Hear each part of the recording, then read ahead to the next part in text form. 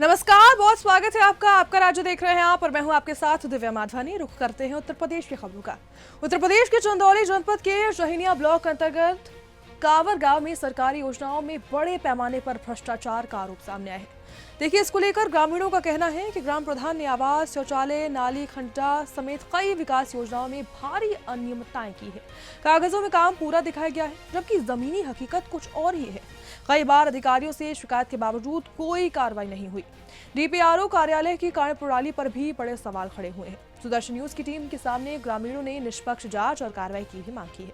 DPRO कार्यालय इसलिए आया है कि मैं अपने गांव प्रधान श्रीमती धीरज सिंह पत्नी गिरिजा सिंह की जांच के बारे में मैंने पिछले 4 महीने से वो आवेदन दे रखा है और मेरे पुराने जो IGRS पे डीपीआरओ साहब ने आख्या लगा भी रखी कि इन्होंने स्वयं के फर्म में अपने स्वयं के फर्मों में भी और अपने देवर के फर्मों में सरकारी शासनादेश का उल्लंघन करते हुए भुगतान कराया है, लाखों का भ्रष्टाचार किया है। लेकिन 4 महीने से मैं इनके कार्यालय ढूंढ रहा हूँ। कितने बार आ चुके हैं डीपीआरओ? 3 बार मैं यहाँ आ चुका हूँ, 3 बार CDO साहब के पास आ चुका हूँ, 2 बार जो जांच अधिकारी नियुक्त है पिछड़ा वर्ग कल्याण अधिकारी उनके पास आ चुका हूँ। लेकिन जांच के नाम पे 15 दिन का समय दिया गया था, जांच के नाम पर 3 महीने से ऊपर हो गया, अभी तक कोई जांच नहीं हो पाई, न कोई रिपोर्ट लगी। आज देख रहे हैं डीपीआरओ साहब नहीं है, क्या ऐसे ही बार बार? हाँ, ऐसे ही होता है। ऐसे जब भी आओ तो कहते हैं 5 मिनट में आ रहा हूँ, तो 1 घंटे में आ रहा हूँ, आधे घंटे में मिलते हैं, मीटिंग से आ रहा हूँ, बस यही होता है।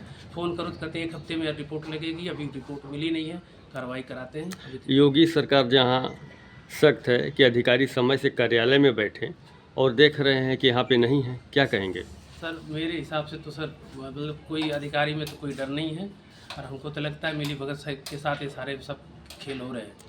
प्रधानों का यहाँ बोलबाला रहता है डीपीआरओ साहब के कार्यालय में। जी, क्या कहेंगे? पूरा प्रधानों को बोलबाला। मैं पिछली बार भी आया था तो मैं यहाँ बैठे बैठे आधे घंटे में चला गया और प्रधान उनके सचिव इसमें बैठे हुए थे, उनका रोजगार सेवक भी बैठा हुआ था साहब के साथ, और कुछ लोग आके प्रधान जी भी कर रहे थे। न्याय नहीं मिल रहा है आपको? न्याय नहीं मिल रहा है सर। क्या नाम है आपके प्रधान का जो गाँव में है? श्रीमती धीरज सिंह। कौन सा गाँव है? ग्राम सभा कांवर। चंदौली मुख्यालय पे स्थित जिला पंचायत राज अधिकारी का एक कार्यालय है जिसको डीपीआरओ कहते हैं।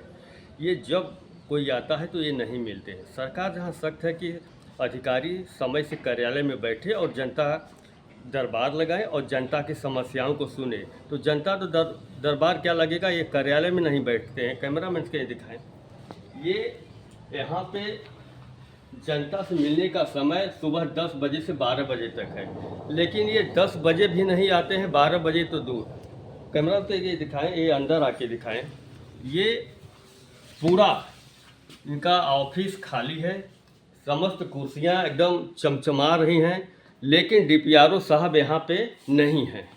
ये केवल यहाँ पे ग्राम प्रधान सेक्रेटरी बैठकबाजी करते हैं। जो जनता होती है वो बाहर बैठती है, आते हैं चले जाते हैं, कोई समस्या नहीं देखते हैं। योगी सरकार जहां अच्छा काम करके लेके कटिबद्ध है, लेकिन ऐसे अधिकारी सरकार की योजनाओं का पलीता लगा रहे हैं। कैमरामैन सतीश तिवारी के साथ जिला अफसर प्रशांत सिंह, जनपद चंदौली। उत्तर प्रदेश के बिजनौर में नेशनल हाईवे 34 पर सोमवार सुबह कॉलेज छात्रों से भरी बस और ट्रक की आमने सामने जोरदार टक्कर हुई है। हादसे में करीब आधा दर्जन छात्र घायल हुए हैं। सभी छात्र BSc नर्सिंग और GNM कोर्स के बताए जा रहे हैं, जो ट्रेनिंग के लिए जिला मेडिकल अस्पताल जा रहे थे। टक्कर इतनी तेज थी कि बस का अगला हिस्सा क्षतिग्रस्त भी हो गया है। सूचना पर पुलिस मौके पर पहुंची और घायलों को अस्पताल में भर्ती कराया। फिलहाल सभी की हालत अभी स्थिर है और हादसे की जांच जारी है। हम लोग यहाँ पे हॉस्पिटल ड्यूटी आ रहे थे तो सामने एक ट्रक था, तो सडन उसके ब्रेक लगे, तो हमारे जो मतलब बस ड्राइवर थे उन्होंने भी सडन ब्रेक लगाए।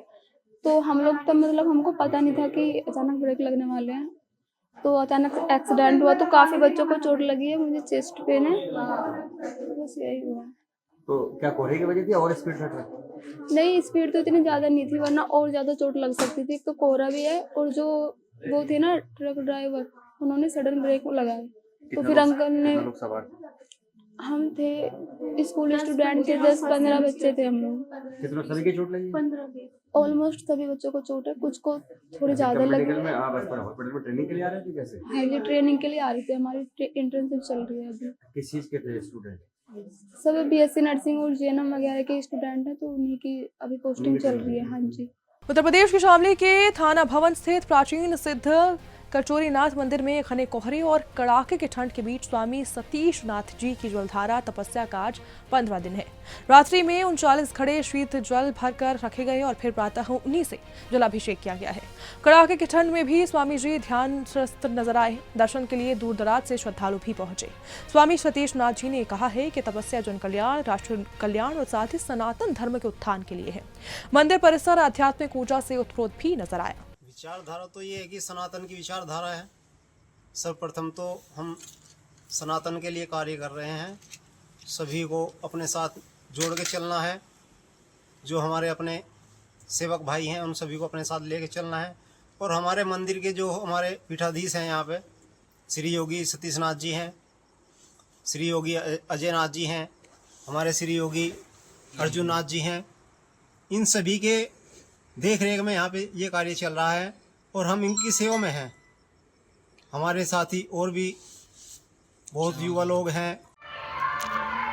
सर, जैसे ये जलधारा तपस्या चल रही है और 4 तारीख से आज तक ये जलधारा तपस्या रेगुलर चली आ रही है और स्वामी जी जलधारा में तपस्या कर रहे हैं, इसमें आप क्या कहना चाहेंगे? बाबा कचोरीनाथ की जय। जैसे कि ये कार्य जो चला आ रहा है हमारा, जो सनातन धर्म पद्धति के लिए हमारे योगी श्री सतीश नाथ जी महाराज और सभी सहयोगी सभी भक्तगण जो थाना भवन के हैं, सभी का सहयोग से ये कार्य हो रहा है। और बाबा की जितनी कृपा हो सकती है उतनी ज़्यादा हो रही है। मगर जितना कष्ट हो सकता है वो उस कष्ट को हम सिर्फ महसूस कर सकते हैं कि इस जलधारा तपस्या में बाबा सतीश नाथ जी का किस प्रकार की इस नगर के लिए, इस जगत कल्याण के लिए, सनातन धर्म के लिए जो कार्य कर रहे हैं, वो सिर्फ वही अनुभव कर सकते हैं कि इस जलधारा के अंदर क्या उनको पीड़ा सहन करनी पड़ रही होगी। क्योंकि हम तो बाहर ही खड़े होकर के सिर्फ दर्शन मात्र से ही हमारे हाथ पैर कांप जाते हैं। तो जो उस जलधारा की तपस्या को जो कर रहे हैं वो तो वही अनुभव करा सकते हैं कि वो किस प्रकार से इस जलधारा को सहन कर पा रहे हैं। और इस शीत लहर में, जैसे कि कल तक तो इस प्रकार का माहौल नहीं था, मगर आज जिस प्रकार से आपने भी देखा हो कि शीत लहर किस प्रकार से चल रही है, तो उसमें उससे भी अधिक शीत लहर से तो और भी ज़्यादा जो पानी का जो कहते हैं कि जो पानी रात्रि में जो भरा जाता है हमारे यहाँ पर रोज़ाना 2 घड़े रोज़ाना सतीश नाथ जी जिस प्रकार से हमें महाराज जी का आदेश होता है उसी प्रकार से भरे जाते हैं। प्रथम दिन से जो 11 घड़ों से शुरू होकर के आज 39 घड़ों तक ये बात पहुँच चुकी है। तो वो तो जो कष्ट सतीश नाथ जी अगर सहन कर पा रहे हैं, जिस प्रकार से उन पर गुरु कृपा है, बाबा कचोरीनाथ भगवान की कृपा है, वो तो वही अनुभव कर सकते हैं। बाकी हम तो बाहर खड़े होकर के हमें ही पता है कि हमारे क्या हाल होते हैं। बाकी तो अन्यथा आप अच्छी तरीके से जान सकते हैं। अच्छा, देखिए, जैसे हमें कुछ जानकारियाँ मिली हैं, अब से कुछ वर्षों पहले इधर श्रद्धालुओं का कोई आवागमन नहीं था और जब से इस प्रांगण में महाराज सतीश जी महाराज यहाँ पर आए हैं तो उस रोज़ से देखा जा रहा है कि श्रद्धालुओं का आवागमन बहुत तेज हो गया है। जैसे कुछ जानकारियाँ हमें प्राप्त हुई हैं, अब से कुछ वर्षों पहले इस मंदिर प्रांगण की तरफ श्रद्धालुओं का कोई आवागमन नहीं था, लेकिन आज जब से सतीश नाथ जी इस प्रांगण में आए हैं तो श्रद्धालुओं का आवागमन काफ़ी अत्यधिक हो गया है। क्योंकि महत्वता इसीलिए और ज़्यादा बढ़ी है क्योंकि बाबा कचोरीनाथ एक सिद्ध पीठ है, सिद्ध स्थान है, जिस पे इतना इस थाना भवन क्षेत्र के व्यक्तियों का इतना रुझान नहीं था। बाबा की कृपा से ऐसा हो रहा है कि जब से बाबा के सतीश नाथ जी यहाँ पर आए हैं तो जब से कुछ ना कुछ अनुष्ठान इत्यादि, यज्ञ इत्यादि और अपना तपस्या, जैसे अभी 1 वर्ष पहले जेठ की पूर्णवासी में जो भरी दोपहरी में, तब जेठ की गर्मी को आप सोच ही सकते हैं कितनी गर्मी होती है, जिसमें कि आप सूर्य के नीचे खड़े नहीं हो सकते। उसमें उन्हीं के गुरु भाई बाबा अर्जुन नाथ जी ने तपस्या की थी। उसी के बाद से और थोड़ा ज़्यादा रुझान हुआ और नित्य प्रतिवर्ष भी माता शाकुंभरी का भी एक स्थान है यहाँ पर, उसमें भी यज्ञ, माता शाकुंभरी का जन्मोत्सव इत्यादि का कार्य चलता रहता है और यज्ञ इत्यादि चलते रहते हैं। तो इसी से थोड़ा बहुत श्रद्धालुओं का, मैं तो यही कहूँगा, इस थाना भवन की नगरी के जो भी वासी हैं कि कृपा करके कचौरीनाथ भगवान के सिद्ध स्थान पर आकर के भी अपना दर्शन मात्र से भी, उनके कल्याण मात्र से, मैं ये कहता हूँ कि कचौरीनाथ बाबा की जो समाधि है उसके ऊपर 41 दिन नित्य प्रतिदिन आकर के भी अगर कोई एक लोटा जल भी अगर से भी स्नान कराए तो उसकी जो मनी इच्छा जो भी है, उसकी कामना है, वो अवश्य पूर्ण होती है। ऐसा मैं नहीं, जो यहाँ के और भी जो नित्य प्रतिदिन आने वाले भक्तगण हैं उनका मानना है। उत्तर प्रदेश के ललितपुर में शहजाद नदी पुल के निर्माण कार्य के दौरान लोगों को आवागमन में भारी परेशानी का सामना करना पड़ रहा है। देखिए, पुल निर्माण के चलते स्थानीय मार्ग बाधित होने से स्कूली बच्चे सहित आम नागरिकों को हाईवे से लंबा चक्कर लगाकर शहर आना पड़ रहा है। समस्या को गंभीरता से लेते हुए जिलाधिकारी सत्यप्रकाश ने मौके पर पहुंचकर निरीक्षण किया है। प्रशिक्षण के दौरान उन्होंने सेतु निगम के अधिकारियों को जनता की सुविधाओं के लिए शीघ्र वैकल्पिक मार्ग और सर्विस रोड बनाने के भी निर्देश दिए। जिलाधिकारी ने कहा कि निर्माण कार्य के साथ साथ आमजन की सुविधा का विशेष ध्यान रखा जाए ताकि किसी को अनावश्यक परेशानी ना हो। खबर रूपई डीहा से है, जहां पर एक मदरसे में पढ़ने वाली नाबालिग छात्रा के साथ मदरसे के संचालक मौलाना ने रेप की घटना को अंजाम दिया है। पुलिस ने पीड़िता को तहरीर कर मामला दर्ज कर आरोपी को गिरफ्तार कर लिया है। वहीं मामला रूपई डीहा के ग्राम मिहीपुरवा का है, जहां मदरसा दारूम अलूम गुलसने सैयद महबूब अशरफ में पढ़ने वाली 14 साल की नाबालिग छात्रा के साथ मौलाना सलमान खान ने कमरे में सफाई करने के बहाने बुलाकर रेप किया है और लड़की से कहा कि अगर किसी को भी बताया तो फिर जान से मार दूंगा। वहीं लड़की की तहरीर पर पुलिस ने मामला दर्ज कर आरोपी मौलाना सलमान को गिरफ्तार कर लिया है। ये मदरसा अवैध रूप से संचालित किया जा रहा था। वहीं कुछ महीने पहले इस मदरसे को जिला अल्पसंख्यक अधिकारी ने भी बंद कराया था, फिर भी मदरसे का संचालन चल रहा था। मौलाना सलमान मदरसे के एक कमरे में तंत्र मंत्र का भी काम करता था। उसी कमरे में लड़की के साथ भी दुराचार किया गया। हमारे साथ हाफिज जी आए घरे कहीं की जा बहाल ला, हम बहारेगन सलमान हाफिज जी कहीं ना बहारेगन पूरा बहाल ला, बाद में यहाँ कहीं उजरा बहाल ला, कमरा जैसे बहारे चलन बा अपना घुस ये बाद में कमरा बंद कैलीन, सिटकनी बंद कैलीन, बाद में यहाँ अपन कपड़ा था हमारे कपड़ा था, बाद में गलत काम करीन है। अच्छा, ये बाहर ने कहाँ गई थी आप? मदरसा में।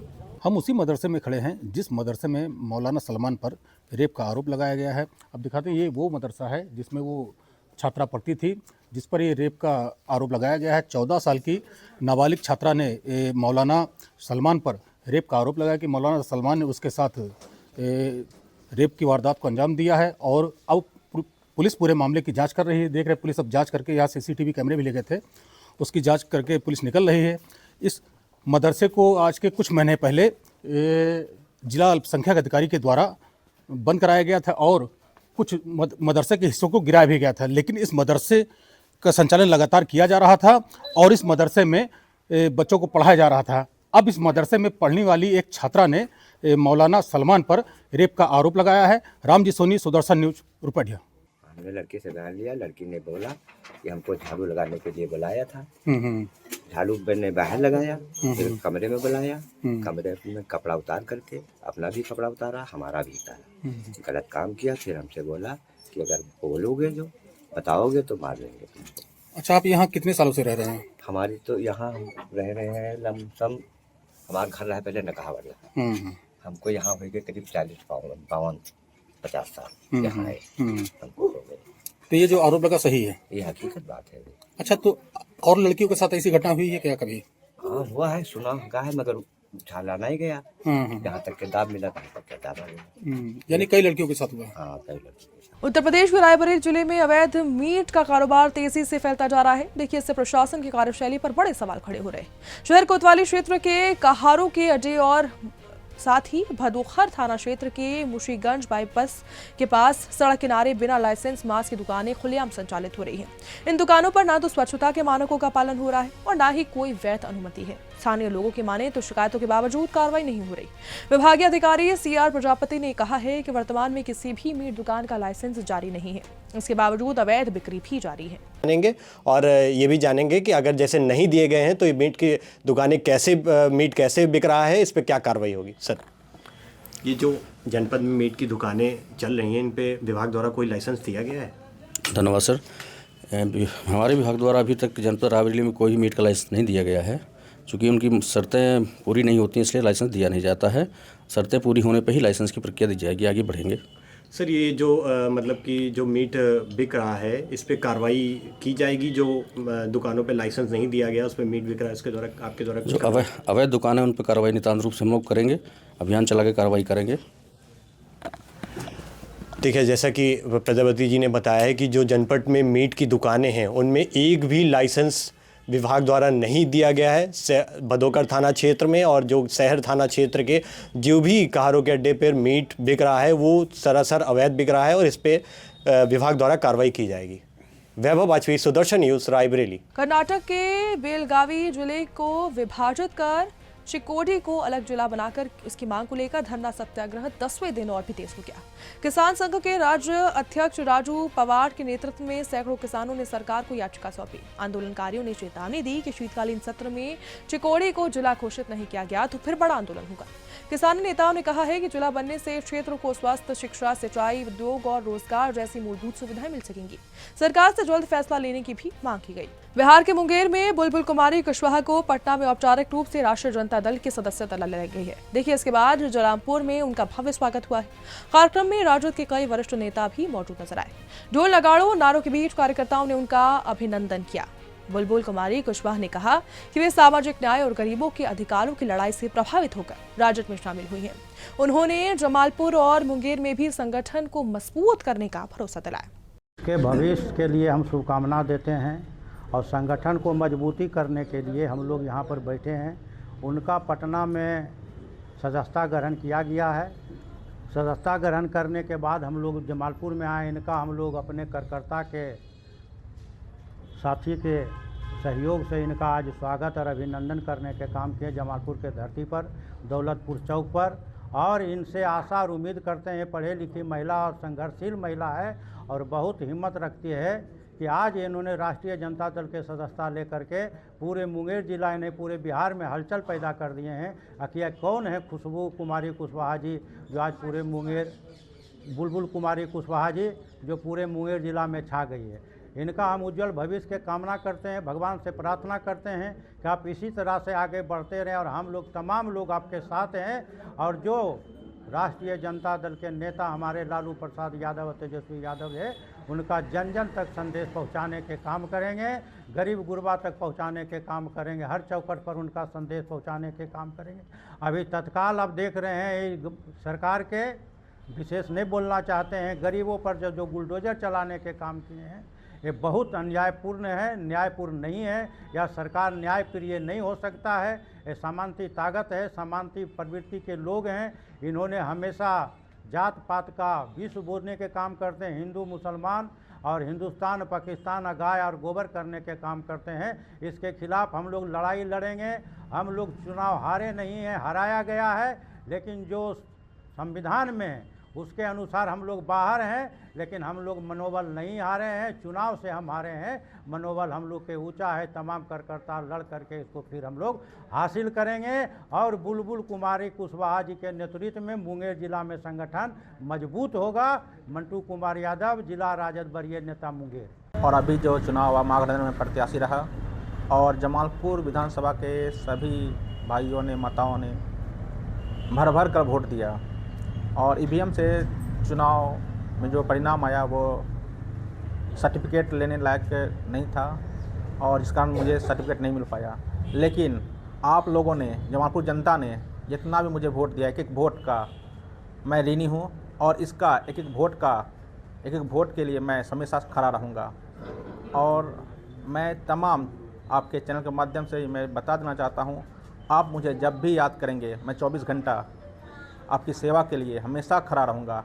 यहीं पे जमालपुर में दौलतपुर चौक पे हमारे पार्टी के कार्यालय खुल चुका है। अब कोई भी समस्या हो, थाना हो, पुलिस हो, ब्लॉक हो, कहीं भी लगता है, कहीं कोई दिक्कत है, हमारा महागठबंधन के सभी सदस्य जो एक सदस्य योद्धा है और ये योद्धा आपकी समस्या के लिए हमेशा खड़ा रहेगा।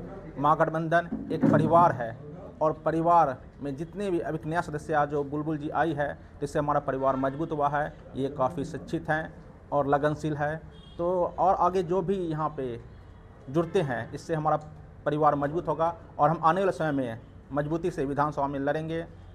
और अपना जो हमारा नेता लालू जी हैं वो हम लोग भली भांति जानते हैं, वो पिछड़ा का नेता हैं वो हम लोगों की बातों को समझते हैं, दर्द को समझते हैं। आप ये देख रहे हैं कि एक तरफ मोदी जी कहते हैं कि आप रेडी लगाइए, पकौड़ा बेचिए, और उसी पकौड़ा बेचने वाले टाली को तोड़ा जा रहा है। जो रोड पे हम लोग मजबूरी में लोग रोड के किनारे लोग रहते हैं, उसको भी तोड़ रहे हैं। ये पूस की रात में अब जिस तरह से बुलडोजर चला रहे हैं, क्या ये मानवता के लिए, ये तो मतलब कि जितना भी कहें बहुत ही शर्मसार करने वाली बात है। तो हाँ, ये हमारा एक ही नेता हो सकता है, लालू यादव जी, क्योंकि वो एक बैकवर्ड के नेता है, हमारे दर्द को समझने वाले नेता हैं, और हम उसी परिवार के सदस्य हैं। और यहाँ जमालपुर में जितने भी यहाँ उपस्थित हैं, हम लोग उसके सदस्य हैं, और हम लोग आगे लड़ते रहेंगे, काम करते रहेंगे। मैं Narendra Tanti, Indian inclusive party के जिलाध्यक्ष, महागठबंधन के पूर्व प्रत्याशी, जमालपुर विधानसभा से। आगे सोचे हैं कि मेहनत करना है और लगनशील से लालू जी के साथ आए हैं तो काम करना है सभी गरीब को, और जो भी समस्या होगी उसको हल करना है। उसके साथ कंधा मिला के गरीब के चलना है। जितना भी गरीब लोग को सताया जा रहा है, देख ही रहे हैं आप लोग, उसको आगे लेके चलना है, साथ देना है।